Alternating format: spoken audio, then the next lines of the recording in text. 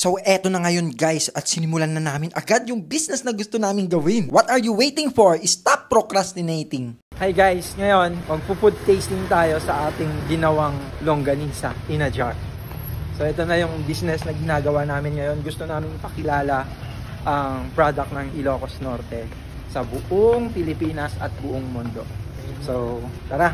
First testing namin guys ay ang amoy, kung amoy Ilocos longganisa nga ito, at yun nga pasok sa aming amoy ito. At sunod naman ay tinikman namin ito ng walang kanin kung pasok ba ito pang pulutan. Nga pala guys, nasa coffee shop ulit kami kasi hindi pa kami handa sa bagong place namin. At ang susunod namin gagawin guys ay titikman naman ito ng with rice. Syempre Pilipino tayo, Pilipino, puro Ilocos. Ay nako, nahulog ng yung longganisa pero okay lang yan. Syempre ang mga Ilocano guys, mahilig rin kami sa rice at lalong-lalo na rin ang mga Pilipino, 'di ba? Mahilig yan sa rice. So tikman natin kung anong lasa nito. At yun nga ang reaction namin diyan guys ay napakasarap at totoo ang sinasabi ko, hindi dahil kami ang gumawa. So ano kayang susunod na mangyayari? So samahan nyo ko at abangan nyo ang mga susunod naming video. Bye!